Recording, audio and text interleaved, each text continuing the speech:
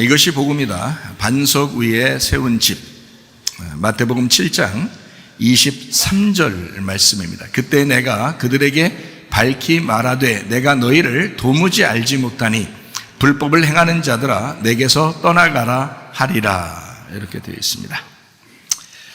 지금 여러분이 이제 잘 알듯이 튀르키예 또 시리아에 지진이 났습니다. 그리고 사상 이래로 상당히 많은 사람이 지금 사망자가 속출하고 있고, 그리고 땅 속에 지금 묻혀 있는 사람이 굉장히 많습니다. 그래서 참 그 나라적으로도 어렵지만 세계적으로도 정말 혼란한 가운데 지금 있습니다. 지진의 위험이라고 하는 것은 참 누가 뭐라고 하지 않아도 상당히 지금 걱정스러운 일이고요.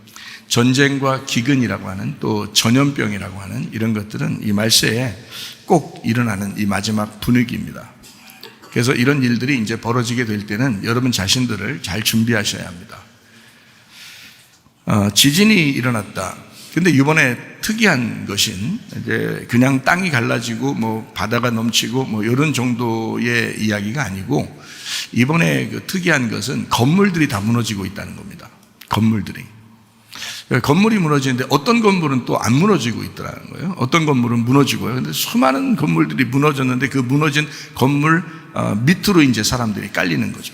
그래서 많은 사람이 이제 죽었는데, 지진이 일어나서 이 건물들이 무너질 때를 가만히 보니까 기초가 튼튼하지 못하더라, 이런 겁니다. 그러니까 어떤 건물은 이제 지진 설계를 해가지고 건축을 하게 되면 이제 지진에 이제 좀 강하게 되거든요. 그러니까 지진이 많이 일어나는 나라들은 이제 지진 설계를 합니다. 우리나라 같은 경우도 건축을 새로 하려면 지진 설계를 해야 돼요. 지진 설계를 해야 설계 도면이 이제 허가를 받거든요. 그런 건데 이 나라는 아마 지진 설계가 잘 되지 않는 그런 이제 건축물들이 많아서 그 건축들이 무너지는, 건물들이 무너지는 그런 일들이 지금 많이 속출하고 있습니다. 이럴 때 우리가 이제 생각을 해봐야 되죠. 사실은 지진이 일어나는 걸 알고 이 말씀을 준비한 것은 아니에요. 원래 준비를 하고 있었는데, 그런데 이번 주에 이제 지진이 이렇게 일어난 거예요. 그래서 이 말씀이 어떻게 설교의 시간을 맞춰서 이게 지진이 일어났는지, 지진이 나서 말씀이 이게 미리 준비가 되었는지 모르겠지만, 이게 이런 이제 말씀들을 이제 증거하게 되었습니다. 어쨌든 우리가 믿음 생활에서도 기초가 튼튼해야 된다. 기초가. 그러니까 믿음의 기초가 튼튼해야지 변함없고 흔들림 없고 믿음으로 이제 살아갈 수 있습니다. 천국에 가는 것은요, 다른 거 없어요. 믿음이라는 기초가 튼튼해야 됩니다. 다른 건 몰라도 믿음이라는 기초가 튼튼하게 되면 그 사람 무너지지 않아요. 그러니까 천국 가는 건 간단하죠. 의외로 믿음이라고 하는 그 기초만 튼튼하면 됩니다.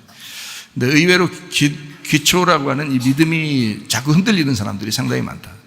믿음이 아니고 다른 것으로 이렇게 살아가는 사람들이 굉장히 많다. 그러니까 구약 시대에서도 바알 숭배하는 걸 하나님이 굉장히 싫어했잖아요. 그 말은 바알 숭배라고 하는 것과 하나님을 믿는다고 하는 것은 반대적인 것입니다. 반대적인 거. 근데 어떤 사람은 이제 바알을 하나님이라고 이제 여기고 그렇게 해서 비슷한 건데 바알을 하나님, 그러니까 남편, 우리의 주인 이렇게 여기고 이렇게 생활하는 사람들도 있다고 하는데요. 물론 이제 하나님을 이제 여기는 그 종류로서는 같아요. 우리가 하나님을 믿는다. 이 사람들은 바알을 하나님으로 믿는다. 이렇게 똑같아요. 같은 하나님처럼 믿는 거거든요. 그런데 이제 이게 완전히 확연히 반대적인 이야기는 뭐냐면, 하나님을 믿는다는 것은 나를 피조물로 여기는 겁니다. 나를 피조물로 여기고 하나님을 창조자로 여기는 거예요. 그래서 창조자 하나님에게 내가 연약하니까 은혜를 구하는 겁니다. 그러니까 하나님 앞에 나는 피조물입니다. 나는 부족합니다.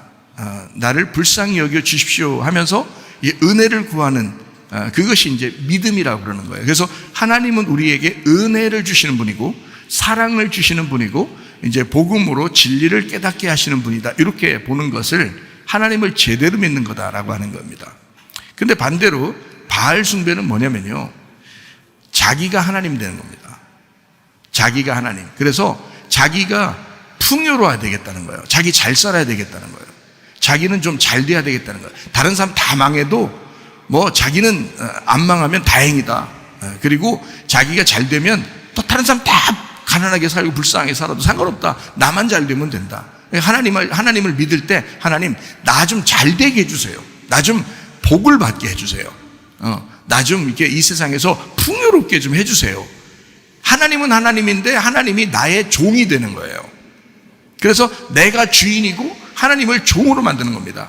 그래서 하나님 내가 주인인데 나 좀 잘 살게 좀 도와주세요. 그렇게 할 능력이 하나님 있지 않습니까?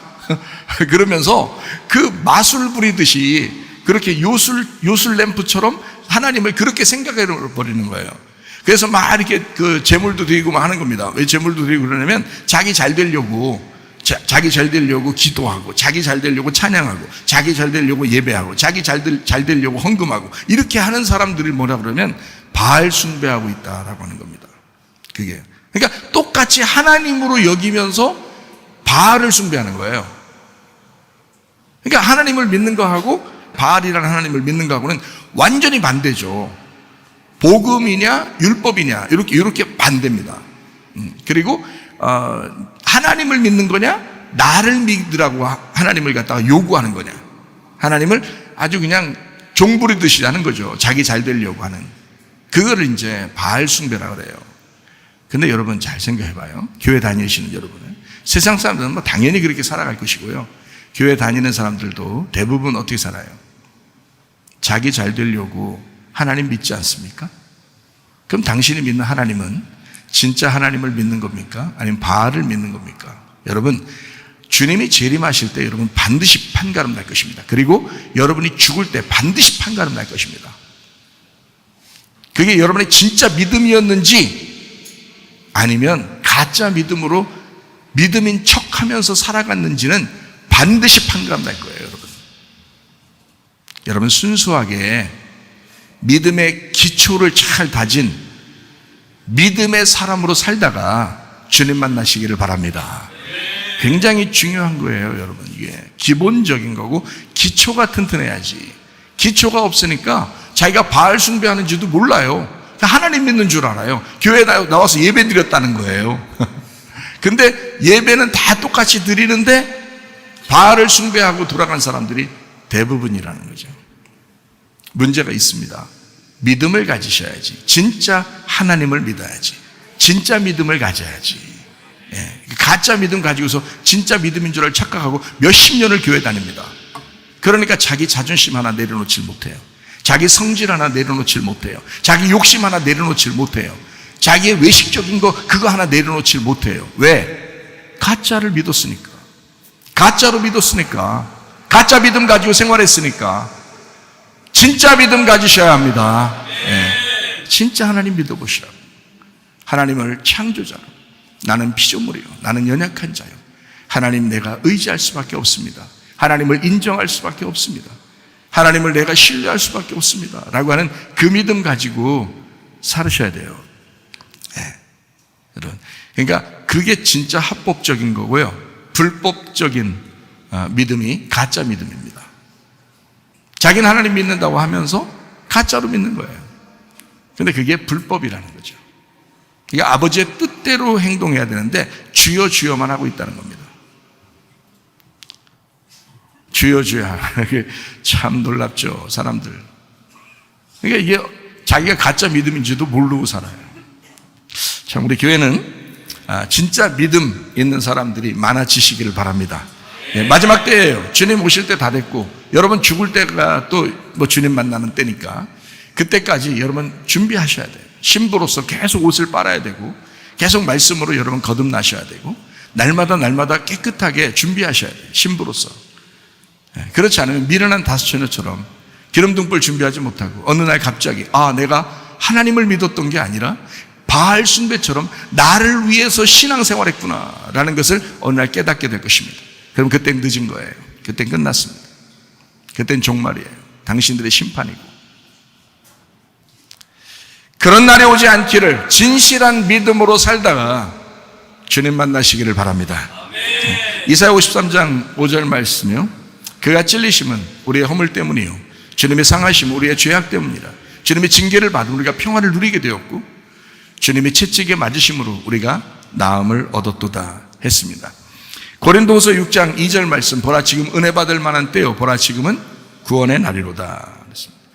예수님께서는 성령으로 잉태하셨습니다. 그리고 출생하시고 그리고 이 땅에서 30년 동안 이제 사시다가 침례를 받으시면서 우리의 모든 죄를 이제 이양받았고 그리고 이제 광야에 가서 마귀에게 시험을 3개나 받으시고 그래서 선악과 세계의 모든 범죄를 다 승리하셨습니다. 인간은 실패했지만 예수님은 승리하셨어요. 그리고 천국 복음을 3년 반 동안 증거하시다가 이제 십자가 못 박혀 돌아가심으로써 사망이라는 모든 죄도 다 끝내셨습니다. 다 이루었다 이렇게 하시고 성령에 의하여 이제 부활하시고 승천하셨습니다. 그리고 이제 이 주님께서 우리에게 성령으로 임하시는 거예요. 예수님은 구원자인데 치료자이다. 구원자, 치료자, 회복자. 그런 회복시키는 그런 예수님 구원자인데 근데 그분이 우리에게 성령으로 함께 하시기 때문에 임마누엘 하신다. 그래서 예수를 임마누엘이라고 이름을 하는 것입니다. 예수라는 임마누엘. 그래서 우리는 거듭나야 합니다. 땅으로 태어났으면 하늘로서 다시 태어나야 된다. 이걸 거듭남이라고 얘기해요. 위로부터 다시 태어나는 걸 거듭남이라고 합니다. 늘 땅에 있는 인생을 살면서 하나님을 믿는다고 해봐야 다 가짜 믿음이에요. 그거 교회 오래 다닐수록 더 자기 자신이 막 신앙이 많은 것처럼 착각하고 살아요. 그러니까 날마다 오늘 처음 왔다고 생각하고서 말씀을 들으셔야 돼.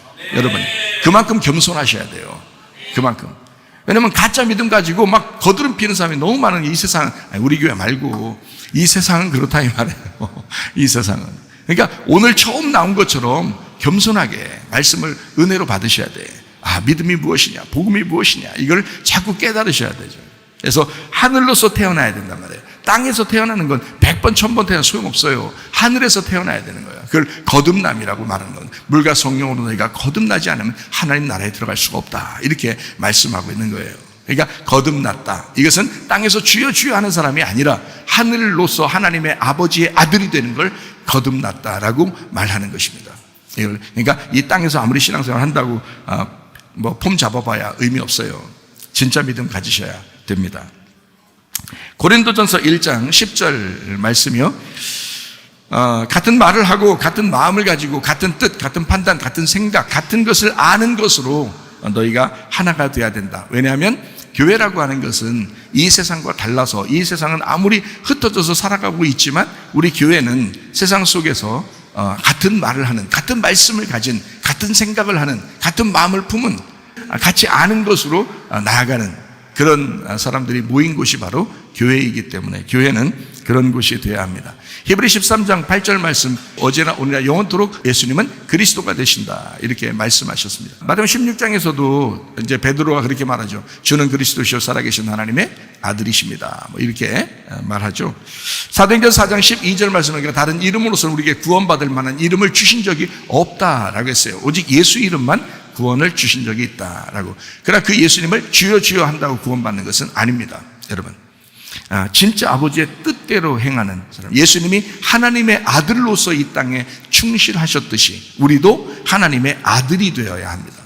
그러니까 하나님의 아들은 아버지의 뜻대로 생활하는 거죠.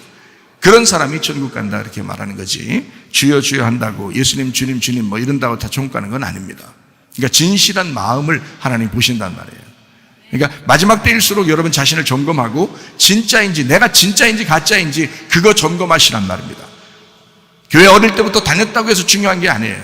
오래 다녔다고 중요한 게 아니란 말이에요, 여러분.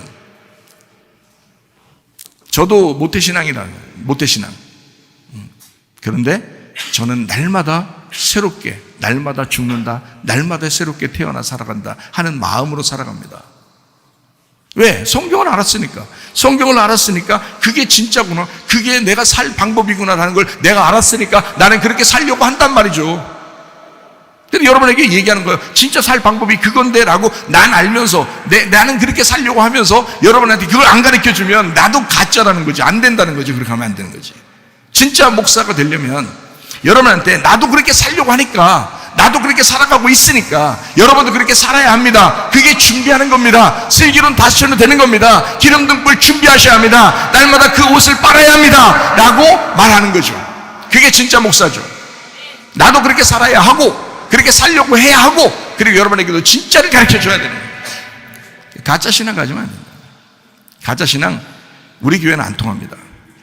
예, 그거 절대 인정 안 해줍니다. 몰라요. 제가 살아있는 동안에 인정 안 해줘요. 그런 사람들. 진짜예요. 진짜 믿음 가지셔야 돼요.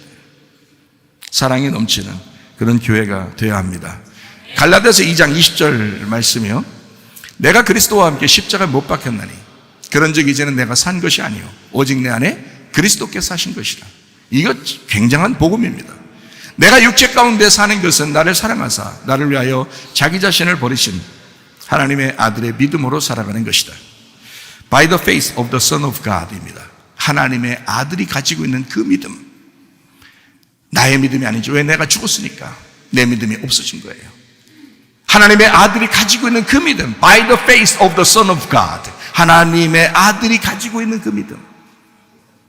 으로 내가 살아간다. I live. 나는 살아간다. By the faith. 믿음으로. Of the Son of God. 하나님의 아들의 믿음으로. 내 믿음 아닙니다. 원어에도 그렇게 되어 있습니다. 그러나 여러분, 믿음으로 살아간다는 것은 완전히 가짜 믿음 가지고 잘못하면 실패할 수 있다. 그러면 우리 교회 다니는 사람들은 교회 열심히 다니다가 실패하면 안 된다. 그래서 저는 진실한 마음으로 여러분에게 호소하는 겁니다. 우리 진짜 믿음 가지고 살아야 된다. 예수 그리스도의 믿음으로 살아야 된다. 하나님의 아들이 가지고 있는 그 믿음으로 살아야 된다라고 말씀하는 것입니다. 성경이라고 하는 것은 요약이 어떻게 되어 있다고요? 에덴, 아담, 가나안, 성막, 성전, 예수 그리스도, 교회 성도, 새 예루살렘 이렇게 이어졌습니다. 그러면 단어들은 다 틀려졌지만 사실은 그게 같은 거라는 얘기죠. 그러니까 에덴, 아담, 가나안, 성막, 성전, 예수 그리스도, 교회 성도, 새 예루살렘 이게 다 같은 거라는 거예요. 이게 창세기부터 요한계시록까지의 요약입니다. 이게 성경이라고 하는 거예요. 이 성경의 요약, 그 내용은 무엇일까? 그 의미는 무엇일까? 에덴부터 시작해서 새 예루살렘까지 끝나는 이 성경의 요약은 무엇일까? 나를 정복하시겠다는 겁니다. 하나님이 나라는 땅을 정복하시겠다는 거예요. 그리고 하나님의 땅을 내가 차지하라는 거예요. 내 땅이 정복당하는 만큼 하나님의 땅을 내가 차지하게 되는 거죠. 그러니까 나를 잃어버린 만큼 하나님을 얻게 된다 이 말입니다. 이게 복음이라는 거예요.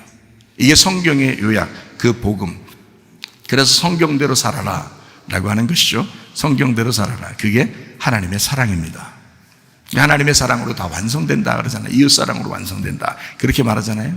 하나님 자신이 이웃으로 이 땅에 내려오셨어요. 그 사랑하는 것이 완성이다. 그래서 그거를 성경의 완성이다. 그래서 사랑이 완성이다. 하나님의 사랑입니다. 요한복음 1장에는 말씀, 생명, 빛, 진리, 어린 양 이렇게 되어 있습니다.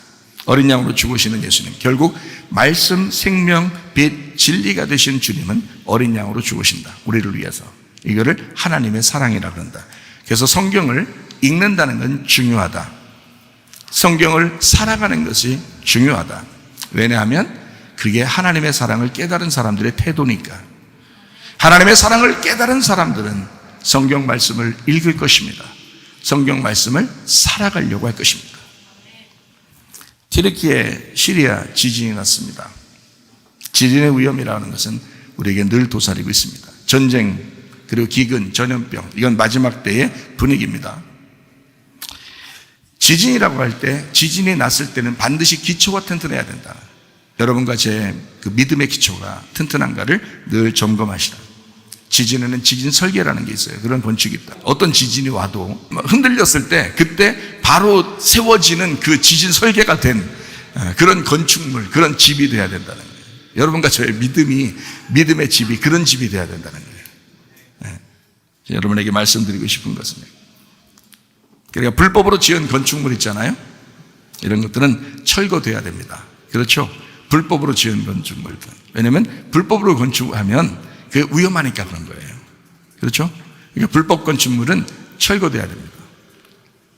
자, 불법이라고 하는 게 성경에서 여러 가지 이제 여러 개로 나오는데, 여러 이제 절수로 나오는데, 불법이라는 이 단어가 아노미아라는 단어예요. 아노미아.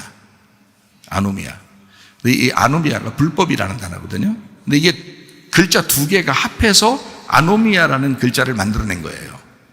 어떤 글자냐면 아노미아, 그러니까 아노미아인데 아노모스라는 단어의 합성어예요. 그래서 아노미아 이렇게 한 거예요. 그러니까 이 아라는 게 뭐냐면 아니다, 이건 아니다, 이건 아니야 그런 말이고요. 노모스라는 말이 이게 율법이라는 단어거든요. 그러니까 율법을 지키지 않는다, 이거를 불법이라 그렇게 말하는 거죠. 그러니까 불법을 행하는 자들아 내게서 떠나가라. 그럴 때 그 불법이라고 하는 건 율법을 지키지 않는다, 이런 말입니다. 자, 무슨 말인지 아시겠죠? 율법을 지키지 않는다, 이걸 불법이라 그런다. 그러니까 율법이라는 건 우리가 이제 배웠잖아요. 그러니까 율법으로는 여러분 구원 받을 수 있어요, 없어요? 없어요. 복음으로 구원 받는 거죠. 그러면 복음이 어디서 왔어요? 율법에서 왔어요. 그러니까 율법이라는 거는 껍질인데 그 안에 알맹이를 보호하려고 있는 게 율법이란 말이에요. 그러니까 율법으로 구원받는 게 아니고 알맹이를 먹어야죠. 그래서 알맹이를 뭐라 그러면 복음이라 그러는 거예요. 그러니까 율법이 복음을 감싸고 있는 거예요. 그러니까 율법 안에서 복음이 나와야 되는 거예요. 그러니까 율법이라고 하는 이 자체가 이제 복음을 이렇게 보호하고 있기 때문에 율법이 깨지면 복음이 나오게 돼 있는 거거든요. 그럼 그 율법으로, 하나님의 율법으로 오신 분이 누구예요? 예수님이에요. 그래서 자기가 죽는 거예요. 그래서 이 죽음으로써 이걸 율법을 깨뜨리는 겁니다. 이거를 깨고 속에 있는 복음이 나오도록 하는 거예요. 그래서 예수님이 복음인 거예요. 자, 다시 말할까요? 자, 이 땅에 오신 예수님은 율법이라 그럽니다. 그래서 예수님이 하나님의 법을 가장 잘 아시는 분이에요. 무슨 말인지 알겠죠? 그러니까 바리새인들도 다 가짜로 믿었던 거야. 율법을 제대로 믿은 게 아니야. 그래서 예수님이 그 율법을 제대로 가지고 이 땅에 내려오셨는데 그 율법이신 예수님이 죽으시는 거예요. 그래서 죽으시면서 자기를 깨뜨리고 복음이 나오도록 하는 거예요. 그럼에도 불구하고 너희들을 내가 사랑해야 되겠다. 그게 복음인 거예요. 그래서 율법으로 죽으시고 복음으로 사랑하겠다는 겁니다. 그걸 예수님이 다 마련하신 거예요.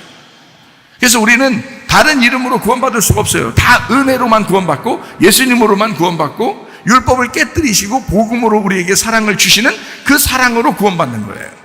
다른 거로 구원받는 게 아니에요. 그러니까 이 다른 거로 구원받는다라고 생각하는 것 자체가 다 불법이에요. 무슨 말인지 알겠죠? 그러니까 그거는 가짜 사랑이라는 거죠. 그러니까 진짜 사랑은 율법이 필요하단 말이에요. 율법 안에서 복음을 발견해야 되는 거예요.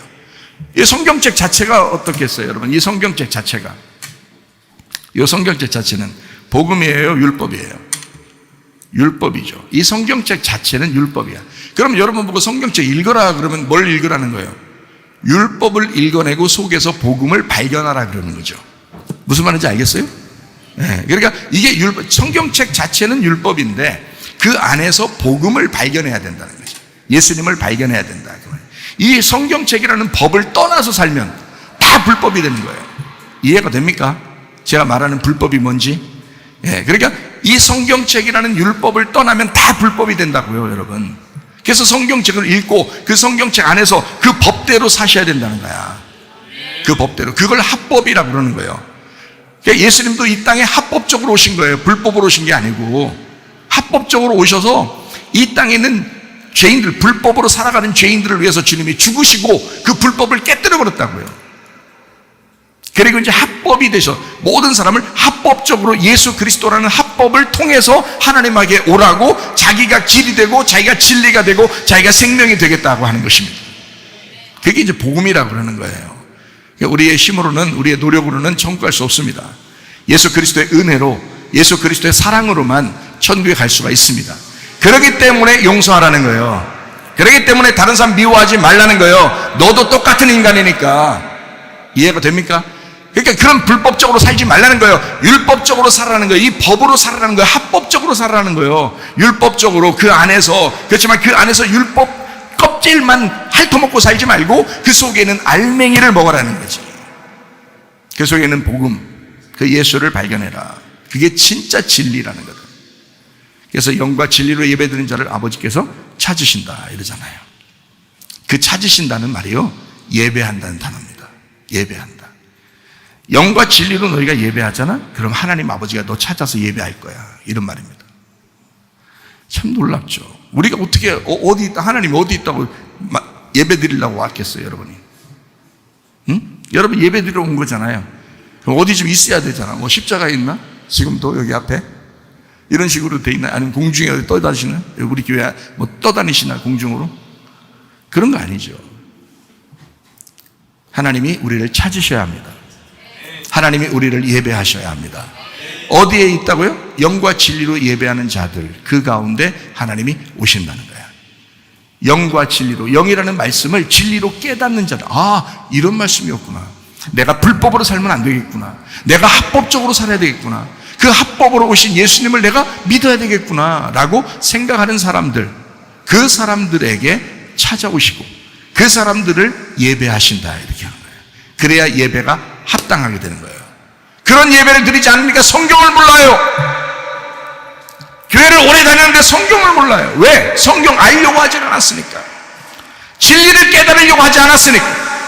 영과 진리로 예배드리는 게 아니라 그냥 자기가 바알 숭배하듯이 내가 오늘 예배하고 내가 오늘 기도하고 내가 오늘 헌금했으니까 하나님 내게 우리 가정에 복을 내주시겠지 라고 생각하고 바알 계속 숭배, 바알이시여 바알이시여 하나님이시여 하나님이시여 주여 주여 하다가 집에 가버린 거예요. 이런 사람들이 한두 명이 아닙니다. 기초가 튼튼하지 못하고 어느 날 비바람이 불고 창수가 터지면 그냥 무너져 버리는 거죠. 그 믿음이 가짜였다라는 것을 깨닫게 되는 거죠. 오늘 이 말씀만 제가 여러분에게 증거해도 혹시 내가 가짜가 아닌가 라고 그게 가슴이 무너지는 말씀이 될 거라 이 말입니다. 왜? 가짜로 섬기고 있었으니까 하나님을. 자신 있습니까? 주님 만날 자신 있습니까, 여러분? 저는 여러분에게 제가 주님을 만나고 주님 말씀 깨닫고 난 다음에 계속 복음을 설명하려고 계속 진리를 깨닫게 하려고 노력하고 있습니다. 제가 뭐 노력한다는 게 아니라 주님이 주신 그 말씀을 최선을 다해서 내가 힘이 다하도록 여러분에게 최선을 다하고 있다는 얘기입니다. 이런 말씀을 들을 때 여러분 가슴이 무너져야 합니다. 믿음을 바로 세우셔야 합니다. 가짜 믿음 가지고 자랑하지 마시기 바랍니다. 저도 옛날에 가짜 믿음이었어요. 저도 옛날에 율법적이었어요. 저도 옛날에 아주 개판치고 살던 사람이었습니다. 지금 주님의 은혜로 주님의 사랑으로 지금 살아가고 있어요. 그 복음으로 살아가고 있어요. 날마다 죽고 있어요. 날마다 주님 바라보면서 새로운 마음으로 거듭나면서 살아가고 있어요. 여러분 믿음 바로 세워야 합니다. 불법적으로 살면 안 됩니다. 합법적으로 사셔야 합니다. 율법이라고 하는 것이 그 안에서 복음을 발견해야 된다. 요걸 합법이라고 한다. 요걸 벗어나면 이 성경책 자체에서도 벗어나도 불법, 성경에서 복음을 발견하지 못해도 불법입니다. 무슨 말인지 아시겠죠? 예. 그러니까 불법을 행하는 자들아 내게서 떠나가라, 주님이 그러는 겁니다. 그건 말씀을 네가 몰랐다. 그리고 말씀을 알려고 하지도 않았다. 적어도 성문교회에 와서 최삼일 목사한테 말씀 들었어야 된다. 네가 그걸 배웠어야 한다. 그걸 기억했어야 한다. 그게 복음이었으니까, 그게 율법 안에 있는 복음이었으니까, 그게 진리였으니까. 제가 왜 이렇게 강력하게 이렇게 얘기할 수 있냐면 제가 자신 있거든요. 제가 주님을 다시 만났거든요. 공부도 할 만큼 한 사람이 다시 주님 만나서 내 모든 것을 다 깡그리 벗어버리고 새로운 그 진짜 주님의 복음으로 내가 살아간다 그러면 뭔가 있는 거 아닙니까? 진짜예요.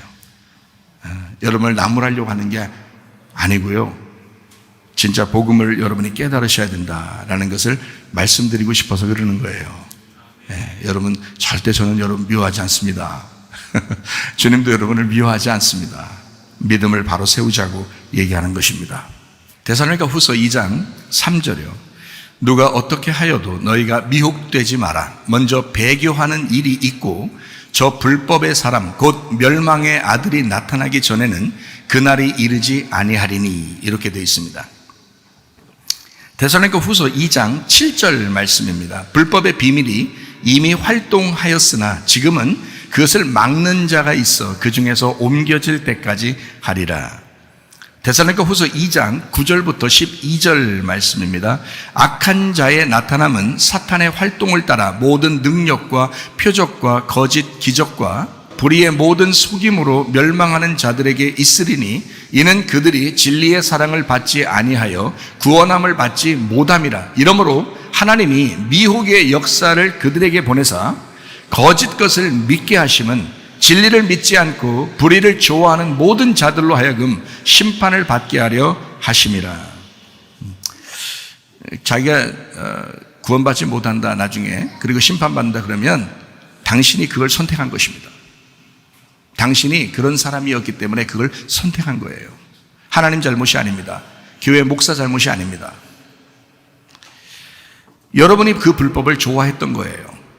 그리고 그렇게 살기를 결심했던 거고 그걸 선택했기 때문에 그런 것입니다. 불법이라고 하는 그 불법의 비밀이 활동하였다. 그런데 막는 자가 있어요. 여러분의 성령께서 여러분 속에서 이 또 교회에서 이런 말씀을 통해서 여러분 그것을 계속 막아가고 있습니다. 그런데 결국 그 성령이 이제 옮겨지실 때까지, 다시 말하면 이제 여러분이 죽을 때까지, 또 종말이 올 때까지, 그때까지는 불법의 비밀이 활동하고 있다는 거죠. 지금. 근데 예수님께서 이제 오시면 그걸 심판하시고 완전히 무너뜨립니다. 그래서 사람들 보고 너희들 구원받지 못하는 것은 불법 때문에 구원받지 못하는 거야. 그러니까 그 불법에서 네가 벗어나야 돼 라고 이제 말씀하시는 거죠. 성경을 통해서. 두 가지입니다. 잘 아셔야 돼요. 종말이라고 하는 것은 실제로 일어나는 이 세상의 종말을 말하는 거고요. 하나는 그러면서 주님의 재림을 얘기하는 거고요. 두 번째로는 여러분 자신의 죽음과 여러분 자신에 대해서 믿음이 없게 만들어지는 그 죽음을 말하는 거예요. 그 종말을 말하는 거예요. 그러니까 두 가지죠. 하나는 이 세상의 종말을 말하면서 또 하나는 여러분 마음에서 믿음을 뺏어가는 걸 말하는 것입니다. 이게 종말입니다. 여러분의 종말이라는 게 종말이 온대, 마지막이 온대 이렇게 말하는 게 중요한 게 아니에요. 여러분 자신의 속에서 믿음이 있는가, 점점 교회를 다니면서 점점 믿음이 생겨나고 있는가, 점점 믿음을 빼앗기고 있는가를 보면 알아요. 여러분은 점점 종말을 향해서 가고 있는가, 아니면 점점 주님 만나는 것을 향해서 나가고 있는가, 이걸 보면 알아요. 믿음이 점점 빠져나가고 있다 그러면 여러분 이것은 당신에게 지금 종말이 오고 있다는 얘기예요. 그리고 구원받지 못할 것이다 이렇게 나오고 있는 얘기예요. 그게 경고하는 겁니다. 성경 데살로니가서 2장에서는 경고하고 있는 겁니다. 미혹의 역사를 그들에게 보내사 거짓 것을 믿게 하셨다. 왜? 마지막 때니까. 지금 마지막 때예요. 세계적인 종말도 지금 오고 있습니다. 그리고 여러분의 개인적인 종말도 오고 있습니다. 언제 죽을지 몰라요. 그럴 때 여러분이 거짓 것을 믿겠느냐, 아니면 진리를 따라 살겠느냐. 거짓 것이라는 건 아주 간단해요. 거짓과 진리라는 건 아주 간단합니다. 진리는 내가 죽어야 되겠다라고 생각하고 믿는 것을 진리라고 그러고요. 거짓은 내가 살아야 되겠다 하고서 믿는 걸 거짓이라 그러는 거예요. 교회에 앉아있다, 말씀 들었다, 내가 살아야지, 다른 사람을 내가 다른 사람을 죽여서라도, 다른 사람을 미워해서라도 나는 살아야지, 나는 자존심을 세워야지 이렇게 말하는 사람은 네가 거짓말쟁이고 너는 거짓을 믿고 있는 거고, 네가 그걸 따르는 미혹하는 자를 따라 불법을 행하는 자다 이렇게 말하는 겁니다. 그러나 진리를 믿는 사람은 그렇지 않죠. 진리는 예수님이 이 땅에 오셔서 진리가 되셨는데 그 진리는 어린 양으로서 죽는 걸 진리라고 그러거든요.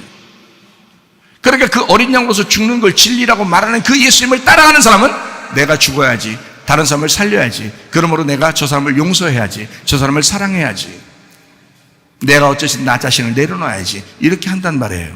그 사람은 진리를 따라가려고 하는 사람입니다. 이해가 되시겠어요 여러분? 이건 하나의 예를 들어주는 거지만 상당히 중요합니다 여러분. 사랑이라고 하는 것은 용서라는 것과 같이 나오잖아요 성경에서. 용서와 사랑은 같은 겁니다. 남편을 용서하고, 아내를 용서하고, 자녀를 용서하고, 부모를 용서하고, 친구를 용서하고, 성도를 용서하고, 목사를 용서하고. 목사를 미워하는 사람 뭐 없어요. 없는데 혹시 그렇게 서로 사랑하고 용서하고, 그게 주님의 마음이니까. 불법을 행하지 말아라. 서로 심판받으려고 노력하지 마라. 구원받으려고 해라. 구원이라고 하는 건 진실한 믿음을 가지면 구원받는다. 그러니까 진리를 믿으면 구원, 거짓을 믿으면 심판, 이렇게 되는 거예요. 아주 간단하죠. 성경은 아주 간단하게 이야기하고 있습니다. 나를 아들로서 섬길 거냐, 나를 종으로 섬길 거냐, 하나님이 그렇게 물어보시는 거예요. 너 노예 될 거냐, 아니면 하나님 아들 될 거냐, 이거 물어보는 거예요. 아주 간단하죠. 아주 간단하죠. 그러니까 우리가 하나님 아들 되면, 하나님 아들 딸 되면 천국 가는 거고요. 하나님 앞에 노예처럼 살면 그는 다른 사람이 볼 때는 야, 저 사람 믿음 대단해 그럴지 모르지만 그 사람은 지금 노예가 된 거예요. 율법을 섬기게 된 거고 잘못된 겁니다. 조건으로 하나님을 믿게 된 거고요. 그 잘못된 것입니다. 자, 여러분에게 이제 불법이라고 하는 걸 뭐라고 이제 우리 지금 시대에 돌아가는 세상에서 불법적인 게 무엇인가 한번 우리가 쭉 한번 생각해 보죠. 동성애가 있습니다. 그 하나님의 합법적인 게 아니면 성경에서 완전히 동떨어진 이야기들이죠. 로마서 1장에도 동성애가 있는데 그때 하나님을 싫어하는 마음들이 사람들에게 생겼다. 그래서 동성애가 판을 치고 있다가 로마서 1장에 나오고 있습니다. 동성애 합법적이지 않습니다. 불법입니다. 차별 금지, 음란 다 불법입니다. 자유주의 신학 불법입니다. 율법주의 불법입니다. 진화론 불법입니다. 하나님이 창조한 걸 일부러 바꾸려고 하는 거죠. 진화론 불법입니다. 공산주의 사상 그 불법입니다. 사람에게 다 자유롭게 개인 자기 재산이 있고 그 상태에서 자유롭게 자기의 것을 갖다 나누어서 이렇게 살아라고 그랬지. 똑같이 준다고 이렇게 해보세요. 똑같이 준다고. 그러면 주는 사람도 똑같이 가지고 있어야지. 주는 사람은 왜 많이 가져? 생각해봐요. 그 공산주의거든요. 그 잘못된 거잖아요. 아니 자기도 그럼 똑같이 갔던지 그럼 그렇게 해야 될 거 아니에요. 근데 주는 사람은 엄청 많아요. 그리고 그 밑에 있는 사람들은 받는 사람들은 상당히 적게 받아요. 이거 공산주의 잘못된 거죠. 그러니까 하나님은 뭐라 그러냐면 성경에서 뭐라 그래요? 성경에서 나누라 그러잖아요. 나눈다는 말은 내가 가지고 있는 게 있으니까 나누는 거예요. 무슨 말인지 알았어요? 그게 성경적이라는 거죠. 내가 가지고 있는 것 중에서 남으니까 아니면 좀 모자라도 같이 먹고 싶어서 나누는 거를 나누라. 그래서 성경은 자꾸 나누라 그러지 똑같이 가지고 있어라 이렇게 말하는 게 아니잖아요. 나누라 그러잖아. 무슨 말인지 알지? 말 차이잖아 이게. 근데 똑같이 가지고 있어라 그러면 나누는 게 없잖아. 자기가 다 똑같이 받는데 옆에 있는 사람 똑같은 걸 받고 있어요. 그런데 나눌 게 있어요? 다 똑같이 받았는데? 나눌 게 없지. 그럼 성경에서 나누라는 말이 없어져야지. 그러니까 공산주의가 잘못된 거란 말이에요. 공산주의 사상이라는 거 어떻게 없는 사람이 들으면 상당히 달콤한 얘기지만 그러나 그건 잘못된 사상이라는 겁니다. 우리가 가지고 있는 것을 그 나머지가 하나 더 있으면 그 나머지를 나누라 이렇게 말하는 거예요. 더 없는 사람에게 나누라 이렇게. 말씀도 더 풍성히 가지고 있는 사람이 말씀에 풍성함이 없는 사람들에게 그 심령이 가난한 자들에게 말씀을 나누어서 천국을 주어라 이렇게 말하는 거죠. 나누라. 이게 성경적입니다. 공산주의 사상도 잘못된 것입니다. 부모 거역하는 거 잘못된 것입니다. 부모에게 함부로 막 반항하는 거 이거 잘못됐습니다. 자녀 학대하는 거 아주 잘못됐습니다. 나쁜 겁니다. 그러니까 부모 자격이 없는 사람들이 자녀 낳아서 그래요. 준비되지 않은 사람들이 자기 결핍 있는 사람들이 자녀를 낳았으니까 그게 학대하는 거예요. 간음 강통하는 거 아주 잘못됐습니다.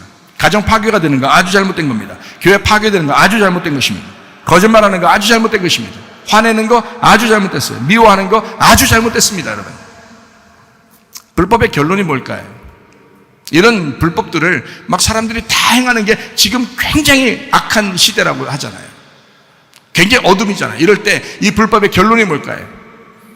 이런 불법을 왜 하는 거예요 도대체가? 왜 사람들은 이런 불법을 계속 저지르는 거예요? 이유가 있을 거 아니에요? 뭘까요? 가정 파괴입니다. 가정 파괴. 그리고 교회 파괴입니다. 그러니까 가정과 교회만 파괴되면 하나님을 믿는 자들이 없어지니까 마귀는 그걸 하려고 하는 거예요. 그래서 모든 불법을 동원해서 가정을 파괴하려고 하는 겁니다. 교회를 파괴하려고 하는 것입니다. 사람들 보고 아유야 뭐 남편 있고 애인 있어 부인 있어도 애인 정도 3명 정도는 뭐 있어야 거느리고 있어야 그래도 너 그래도 인간다운 굿이라는 이런 사람도 있어요. 가정 파괴하는 것입니다. 이게, 그리고 애인 있으면 능력 있다고 그렇게 하는 사람들 옛날에 있었어요. 지금 모르겠지만 그런 소리를 제 주변에 있는 사람들은 없으니까 그런 얘기 하는 사람 없지만 옛날엔 그런 사람도 있었어요. 옛날에는요. 자, 보세요. 왜 그럴까요? 다 불법입니다. 마귀는 왜 그런 걸 조장할까요? 왜 음란을 조장하고 왜 화를 내서 미워하는 걸 자꾸 조장할까요? 파괴입니다. 가정 파괴, 교회 파괴, 이것만 있으면 성경이 파괴되기 때문에, 가정 파괴, 교회 파괴하면 성경이 필요 없어지기 때문에 마귀는 그걸 계속 하려는 불법의 결론입니다. 불법의 결론. 이 사람들이 불법을 왜 할까라고 제가 생각해 보니까 그 결론이 가정 파괴, 교회 파괴더라는 거예요. 그리고 율법 강조주의. 율법 강조주의. 그래서 노예로 삼아버리는 거예요. 율법 강조주의. 너 신앙생활 하려면 이렇게 해야 돼 하면서 막 율법적으로 막 억압해버립니다. 다시 말하면 아들 파괴입니다. 하나님의 아들이 돼야 되는데 하나님의 아들이 되지 못하도록 종이 되도록 만들어버리는 거예요. 여러분 우리 교회 다니면서 여러분에게 진짜 율법적으로 노예 만들려고 교회 다니면서 말씀 들으라고 하는 거 아닙니다. 여러분, 하나님의 아들 되자고 하는 거 아니에요. 하나님의 딸 되자고 하는 거 아니에요. 우리가 진짜 복음을 깨닫자는 거 아니에요. 진짜 스스로 알아서 스스로 하나님 앞에 봉사하고 스스로 예배하고 스스로 기도하고 스스로 찬양하고, 혼자 있을 때에도 같이 모여 있을 때에도 서로 봉사하고 헌금하고 나누어주고 하는 그런 마음으로 서로 사랑하자는 거 아니에요. 그게 하나님의 마음이니까. 억지로 하라는 거 아니잖아요. 인색함으로 하는 거 아니잖아요. 즐거워서 하는 사람, 기쁨으로 하는 사람, 복음으로 하는 사람, 그게 진짜라는 거 아니에요. 그게 진짜라는 거예요. 진짜 믿음을 한 번쯤은 가져보셔야지, 여러분이. 합법이 뭔가? 합법이라고 하는 것은 율법, 울타리라고 하는 율법으로 지었는데 그 안에 복음이라고 하는 사랑이 있는 것, 그걸 발견한 것을 합법이라고 하는 것입니다. 다시 말할까요? 합법이라는 게 뭐다? 율법이라는 울타리 안에서 복음이라는 사랑을 깨닫는 것, 이거를 합법이라고 하는 겁니다. 여러분 속에서 여러분 자신을 한번 잘 돌아보세요. 자신이 율법적인지, 아니면 가정과 교회를 세워나가는 사람인지, 그리고 그 사랑이, 그 복음이라는 것이 내 속에서, 이 말씀 속에 있는 그 알맹이를 내가 알고 그대로 실천하고 있는 사람인지를 발견해 보시라, 그 말입니다. 불법으로 지은 건축물들은 다 철거돼야 합니다. 왜냐하면 불법이라고 하는 것이 아노미아, 불법, 이 아와 노모스라는 율법이 파괴된, 율법이 아닌 것들을 다, 그러니까 율법 안에서의 복음을 발견해야 되는데 그것이 아닌 것들이 다 불법이기 때문에 그 불법 건축물들은 다 파괴돼야 됩니다. 여러분 속에 진짜 믿음을 가지고 있으면, 우리 교회 나와서 예배 드리고 있으면, 그러면 이 불법에서 여러분이 합법적으로 바뀌셔야 합니다. 그래야 여러분이 구원받은 거예요. 마태복음 24장 12절 말씀입니다. 불법이 성함으로 많은 사람의 사랑이 식어지리라.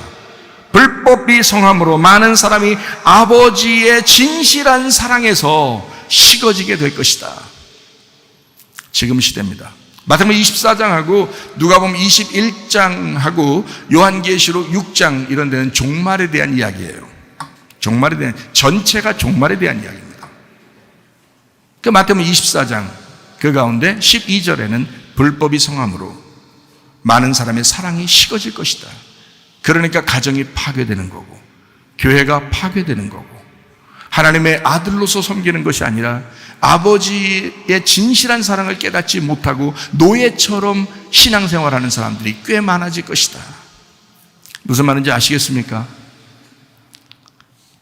참 이런 말씀 진짜 많은 사람이 들어야 돼. 많은 사람이 들어야 돼. 이런 말씀.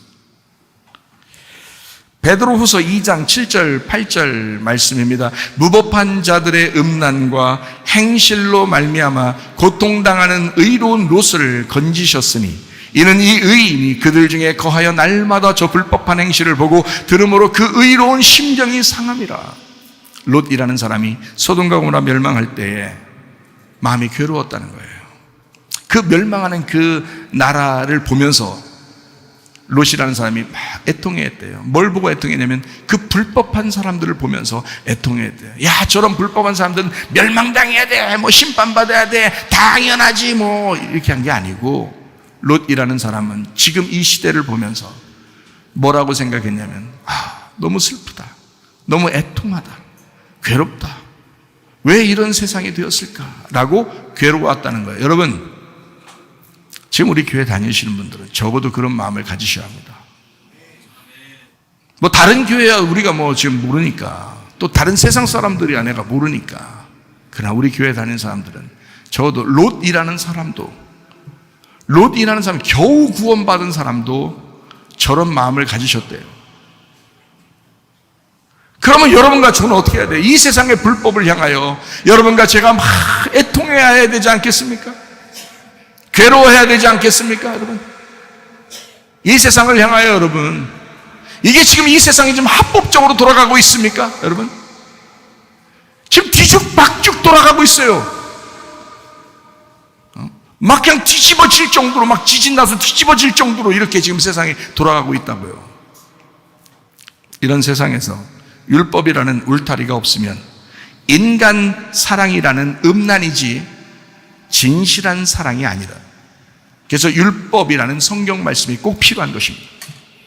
이 성경을 벗어나면 다 불법된다. 성경 말씀 안에서 복음을 발견하되 이 성경 말씀 자체가 합법이다. 하나님이 이 말씀을 우리에게 주셨다는 거죠. 여러분, 성경을 읽어야 할 이유입니다. 성경 읽으셔야 돼요. 예를 들어 성경에서 가정이라는 율법 안에서만 사랑하라고 했습니다. 맞죠? 가정을 벗어나서 사랑하면 그걸 음란이라고 합니다. 이게 가정 바로 세우기 프로젝트 운동입니다. 가정 바로 세우기. 가정 안에서 사랑하라. 가정 안에서 사랑하라. 합법적으로 사랑하라. 그리고 부부가 되면 부부가 1차적인 가정입니다. 제가 늘 강조하죠, 여러분에게. 저희 집만 얘기하는 게 아닙니다. 모든 사람들이 그러면 서로 행복하다라는 것을 제가 알기 때문에 이렇게 해봐라라는 것입니다. 성경적으로 창세기 2장 24절 말씀에 보면요, 이러므로 남자가 부모를 떠나 그 아내와 합하여 둘이 한 육체가 될지니라, 이렇게 되어 있습니다. 결혼하면 부부가 1차적인 가정입니다. 그리고 자녀를 낳으면 부모 자녀가 2차적인 가정이 됩니다. 이 자녀가 다시 결혼하게 되면 대등한 관계에서 그가 1차적인 가정을 가지고 나도 1차적인 가정을 가진 겁니다. 서로가 대등한 관계지 명령의 관계가 아닙니다. 자녀가 결혼했으면 그가 부모가 된 것이고 그가 가정을 이룬 가장이 됐기 때문에, 그가 성장했기 때문에 이것을 1차적인 가정으로 봐야지 내게 속한 아들이다, 내게 속한 딸이다 이렇게 보면 안 된단 말이에요. 네. 그러면 그때부터 어그러지기 시작합니다. 여기에요. 가정이 깨지는 거예요, 여러분. 그게 아니라고. 그래서 가정이, 제가 얘기를 들어보니까 명절 때 이혼한 사람들이 많다고 옛날에 얘기를 했죠. 근데 그 말은 목회 데이터에서 이제 보니까 통계를 내보니까 대부분 이혼한 사람들이 이렇게 가족들 때문에 이혼했다라는, 그 명절 때 이혼 많이 하더라라는 게 이제 통계가 나왔어요. 그 말은 자기 가정이 침범을 당했다는 얘기입니다.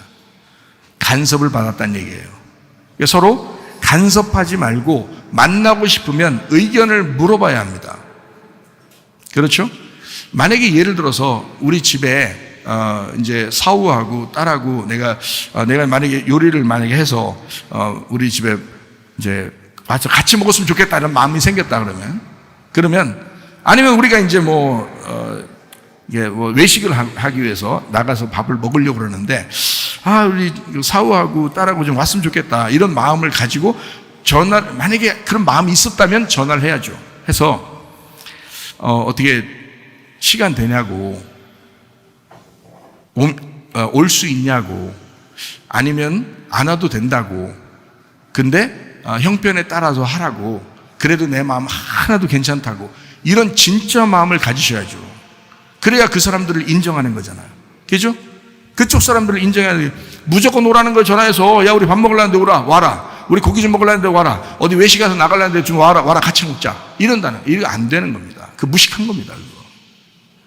제가 자주 가르쳐주는 이유가 왜 그러면 합법적으로 살아라요. 창세기 2장 24절을 보면 모르냐 이거야. 부모를 떠나 둘이 한 가장이 되었고 이제 부모까지 되었으면, 자녀를 낳은 부모까지 되었으면 그가 어른인데 함부로 대한다. 이러면 안 된다. 이건 인격적이지 않다.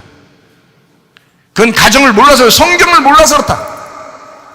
성경을 모르는 것을 무식하다 그런다 이 말이에요. 그렇게 행동하지 말아요. 그럼 이제 어른들을 생각할 때는, 이제 나이 먹은 사람들이 생각할 때, 저도 어른이지만 나이 먹은 사람들이 생각할 때는 이제 어떻게 생각해요? 아니 그럼 내가 혼자 있으면 어떻게, 제가 다 얘기해 드렸잖아요. 혼자 있으면 돌봄을 받으시라고 얘기했잖아요. 부부가 둘이 있을 때, 부모가 둘이 있을 때는 서로 간섭하지 마라 이거야. 근데 혼자 있어요. 그러면 당연히 돌봐드려야지. 당연히 돌봐드려야 돼요. 그 돌보지 않는 사람은 안 된단 말이에요. 성경에도 나와 있어요. 홀로 계신 부모를 돌봐드려라. 나와 있습니다. 다 읽어보셔요. 바울서신에 나와 있어요. 자, 그러면 부부가 같이 있는데, 부모가 같이 있는데 자녀를 결혼시켰어요. 근데 이 부모가 둘이 또 둘 다 아프네. 예를 들어서 둘 다 아파. 그러면 어떻게 해요? 또 이렇게 물어볼 거 아니에요? 둘 다 돌봐드려야죠. 아프신데. 그건 환자잖아요. 환자. 그건 어린아이와 같은 거잖아요. 환자잖아요. 불쌍히 여기고 자녀들이 돌봐드려야죠. 당연한 거지. 자, 이 정도 됐으면 성경적으로 굉장히 평등하게 제가 지금 얘기해 드리는 거죠. 지금 성경적으로 상당히 지금 정확하게 지금 얘기해 드리는 겁니다. 대신에 이제 부모가 있는 경우에는 자녀들한테 그런 식으로 하지 마라 이런 얘기예요. 그래서 저는 우리 그 딸 아이한테도 함부로 얘기하지 않습니다. 결혼하고 난 다음에는. 그리고 늘 물어봅니다. 전화로 물어보고. 늘 물어보는 거 아니죠. 늘 물어보면 피곤해. 늘 물어보지 않고 이제 무슨 일 있을 때 전화 물어보고 그렇게 합니다. 거기서 허락을 해야 하는 거고, 딸도 그러니까 아빠한테나 엄마한테나 올 때 전화하고 확인하고, 어떨 때는 오라고 그러지만 어떨 때는 오지 말라 그럽니다. 아직 준비 안 됐으니까. 이렇게 얘기하면 그러냐고 안 오거든요. 뭐 삐지고 이러지 않습니다. 왜냐하면 이런 교육들을 받으니까 그런 거예요. 젊은 사람들은 이해가 되지만 나이가 먹은 사람들은 이해가 안 돼. 그러니까 자꾸 불법을 저지르는 거예요. 자기 맘대로 하려고 그래. 그래서 이 세상이 좋았나요? 그렇게 여러분도 힘들게 살았잖아요. 남편이 함부로 대하는 것도 힘들게 살으셨잖아요. 그게 당연한 줄 알고 그걸 다 받아줬잖아요. 뭘 받아요? 왜 받아요 그렇게? 나도 인격이 있는데, 나도 하나님의 딸인데, 하나님의 아들인데 왜 그래요? 그렇게 하지 말라고요. 그렇게 부당한 대우를 받지 말라고요. 결혼하고 난 다음에 남편과 아내가 됐을 때, 또 자녀의 부모가 됐을 때 그 부당한 대우를 받지 말라고 얘기하는 겁니다. 우리는 인격적이고 우리는 진짜 하나님의 자녀잖아요. 자기의 의견이 중요하다고요. 자기의 딸이 중요하면 그 사우도 그 집의 아들이잖아. 중요하단 말이에요. 존중해 줘야 된단 말이지. 그렇지 않아요? 자기 아들이 중요하면 며느리도 굉장히 중요한 거예요. 그 집의 딸이잖아. 얼마나 귀하겠어. 그 집에서 내 아들을 맨날 불러가지고 밥 먹자고 그러면 우리 아들이 피곤해가지고 그러면 내가 좋아하겠어요? 예를 들어서 그건 싫으면서 왜 다른 데 결혼한 사람을 자꾸 오라고 그러냐 이거야. 그것도 안 되는 거다. 이거는 비단 우리 집에 대한 이야기를 얘기하는 거 아닙니다. 여러분, 우리 교회가 앞으로 더 행복한 합법적인, 그리고 다른 사람을 진짜 인정해 줘야 되는, 내 결핍을 다 이렇게 예수님이 나의 목자가 되셔서 내 결핍을 다 사라지게 하고, 그리고 인격적으로 서로 바라볼 수 있는 사랑이 넘쳐야 하는, 그래서 그래야 가정이 유지가 되는 거예요. 자기는 모르잖아. 얼마나 피곤해하는지, 며느리가 이쪽 집에 왔을 때 얼마나 피곤해하는지를 자기는 모른다고요. 사우가 이쪽 집에 왔을 때 얼마나 피곤해하는지 그걸 모른다고요. 그걸 강요한다고. 안 됩니다. 분명한 의견을 여러분이 제시해 줄 줄 알아야 됩니다. 성경적으로 이해가 되시겠어요? 그래야 여러분이 처음에는 서운할지 몰라도 나중에는 편해집니다. 처음에는 피곤할지 몰라도 나중에는 둘이 행복하게 살 수 있는 그런 기반이 마련돼요. 이런 것도 기초예요. 이것도 지식이라고, 굉장히 중요한 거라고, 이것도. 자, 대등한 관계에서 서로 상의하는 그런 대상이지 명령의 대상이 아니다. 이거를 분명히 알고 서로 대등하게. 자, 합법적인 진리, 그 말씀 안에서만 사랑이 나와야 합니다. 그러니까 성경적으로 사랑이 나와야 된다는 얘기예요. 성경을 벗어난 사랑이 나오면 안 되죠. 그러니까 성경적인 사랑, 이것을, 그래서 성경을 배워야 된다는 거예요. 그래서 성경을 자꾸 배워야 된다는 거예요. 하나님 안에서의 사랑, 이것이 성경적인 사랑입니다. 자, 마태복음 7장 7절 8절 말씀이요.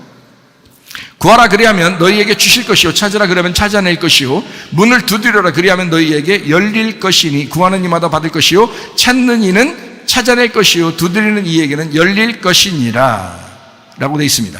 합법적인 것을 구하라는 얘기입니다. 불법적인 것을 구하라는 게 아닙니다. 여러분 자신을 음란을 위해서 막 구하라는 게 아닙니다. 여러분 자신의 욕심을 위해서 구하라는 게 아닙니다. 합법적인 것을 구하라 이 말이에요. 합법적인 것을 그렇게 구하면 얻게 될 것이고, 그렇게 찾으면 찾아지게 될 것이고, 그렇게 두드리면 열리게 될 것이다. 구하라, 찾으라, 두드리라. 뭘 구하라? 하나님을 구하라. 뭘 구하라? 성령을 구하라. 누가복음 11장 13절 말씀에 성령 구하라 그러면 그렇게 주시리라 라고 했죠. 하나님께서는 그렇게 주시기를 원하시죠. 다시 말하면 먼저 하나님만을 구하라. 먼저 하나님, 먼저 성령을 구하라. 그 성령이 말씀하시는 그 말씀, 그 성경을 구하라. 그게 합법적이다. 합법을 구하라. 그래서 우리는 영적인 사람들이 되셔야 합니다. 야곱이라는 사람은 축복을 받았어요. 에서라는 사람도 축복을 받았어요. 그런데 이 야곱이라는 사람의 축복과 에서라는 축복이 원래는 같아요. 땅에서 볼 때는 같아요. 원래 땅에서 볼 때는. 그래서 그거를 우리에게 얘기하는 것도 히브리 11장 20절 말씀에 보면요, 믿음으로 이삭은 장차 있을 일에 대하여 야곱과 에서에게 축복하였다 이렇게 되어 있습니다. 그러니까 똑같이 축복한 거예요.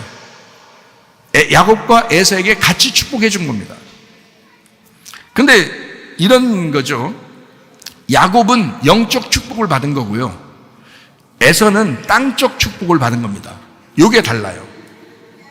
다시 말하면 야곱이라고 하는 사람에게는요, 이게 똑같은 야곱과 에서에게 그 축복하는 장면을 우리가 쭉 이제 창세기 27장에 보면 이해가 되거든요. 창세기 27장에 쭉 보면 이해가 되는데, 그 축복 중에서 야곱에게 준 축복, 에서에게 준 축복인데 땅에서 받는 축복은 똑같아요. 그런데 누가 누구의 위에 있고 누가 누구의 아래에 있다 이렇게 만들어 놨어요. 그게요. 그래 놓고 실질적으로 축복이라고 하는 건 히브리 11장 20절에 똑같이 축복했어 라고 써 있는 거예요. 여러분, 이삭이 재산이 많았을까요, 없었을까요? 엄청 많았죠. 자, 이삭의 재산을 누가 받았을까요? 누가 받았을까요? 에서가 받았습니다. 이삭의 재산은 에서가 받은 거예요. 야곱은 어떻게 했어요? 축복기도 받고서 도망가가지고요 삼촌네 집에서 엄청 고생하다가 왔어요. 그 사이에 에서가 이삭의 재산을 가지고 풍부하게 살았어요. 그러니까 에서가 어느 정도는 자기 그 부하들만, 군대 부하들만, 군사를, 집안에 있는 군사들을 키우는 군사, 자기 개인 비서, 군사들, 부하들만 몇백 명이었어요. 에서가 그 정도로 잘 살았어요, 여러분. 근데 성경의 기록에서는 누구를 축복받았다고 얘기하나요?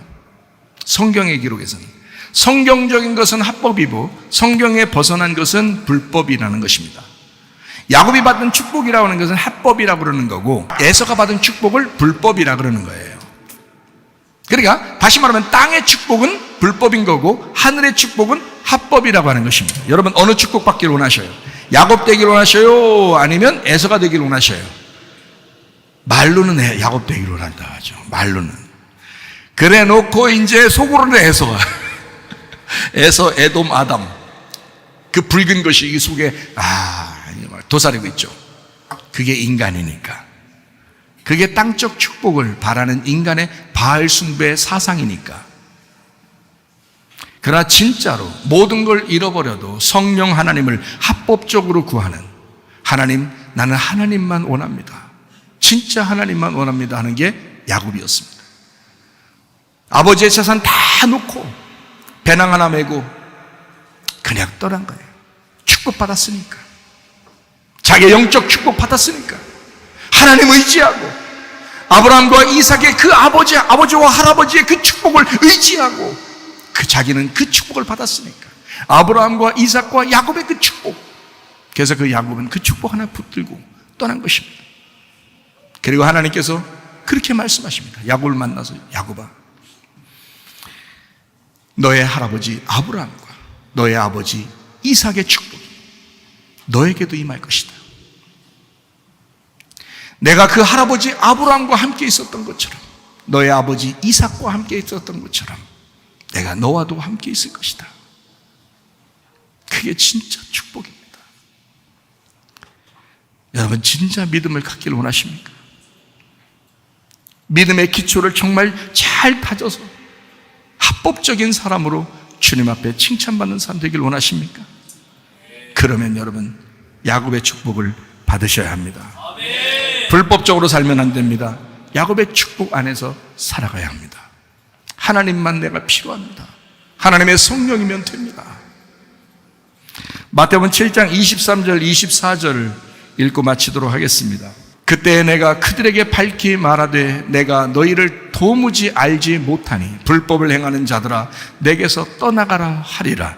그러므로 누구든지 나의 이 말을 듣고 행하는 자는 그 집을 반석 위에 지은 지혜로운 사람 같으리니. 불법은 모래 위에 세운 집과 같습니다. 우리는 합법적인 성령의 지으신 그 반석 위에 세운 집이 되셔야 합니다. 교회를 의미합니다. 그리스도의 몸 된 교회, 하나님의 성령께서 함께 하시는 그 반석 위에 세운 집. 그래서 여러분과 제가 어느 환난이 오더라도, 앞으로 어떠한 종말이 우리에게 오더라도 여러분과 제가 그 집이 흔들리지 않는 반석 위에 세운 놀라운 집이 되시기를 예수의 이름으로 축원합니다. 주 나의 반석이시니 그 위에 내가 서리라, 그 위에 내가 서리라. 우리 하나님 앞에 기도하겠습니다. 하나님, 나의 반석 되신 예수 그리스도 그 위에 우리가 집을 건축하게 하시고 올바른 믿음으로 그 집을 건축하게 하셔서 흔들리지 않는 온전한 집이 되게 하옵소서. 기도합니다. 우리 하나님 아버지의 사랑과 은혜에 감사를 드립니다.